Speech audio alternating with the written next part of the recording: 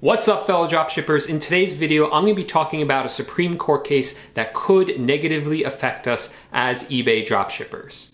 So this Supreme Court case has to deal with sales tax. So first we have to have a little history lesson to catch you guys up so you have a better understanding of what this case is about. So in 1992, there was a Supreme Court case called Quill versus North Dakota. And in that case, the Supreme Court, and for those of you who don't know, the Supreme Court is the highest court in the United States. Their responsibility, along with all the other federal courts, is to interpret our Constitution.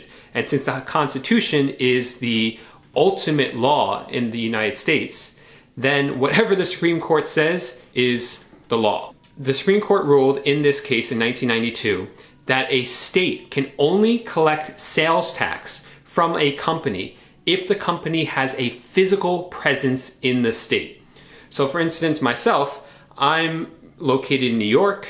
That's where I'm incorporated. That's where my business is located. So none of the other states besides New York are allowed to collect sales tax from me. Fast forward to last year, 2017, and there are a lot of states who are just annoyed by this law. They think that in the age of the internet, everyone is basically present in every state when they sell online. So South Dakota passed a law that said that anyone who does $100,000 worth of sales within their state has to pay the state sales tax.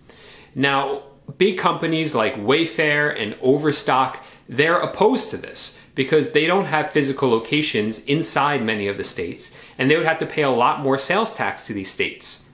It would also affect us as consumers because we're the ones who are actually paying the sales tax to the companies who then pass it on to the state. Now, in the short run, this probably won't have an impact on us because a lot of the laws that are looking to be enforced really have to do with high volume sellers. So for instance, the law in South Dakota says that anyone who does $100,000 worth of sales in that state has to pay sales tax. And most of us dropshippers aren't doing that kind of volume within one state. So this probably won't have an impact on us in the short run, but it could open up the door. If the Supreme Court rules that these states are allowed to collect sales tax, then what's to stop them from collecting sales tax from us little guys as well? So this is important that we pay attention to us. Ultimately, what would happen is that we're gonna have to collect sales tax from our buyers, and then we're gonna have to pass that money along to each state. That's a very tedious process for us because we're really small companies.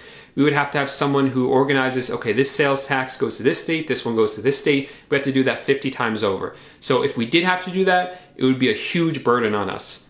So the Supreme Court just stated that they would hear this case. So there really is no real developments on it. We're gonna have to wait and see what happens. So I will be updating you guys as things develop with this case. If you want to make sure you get those videos, please subscribe to our channel. It would really help us out. If you like this video, please give it a thumbs up. And thanks guys for watching.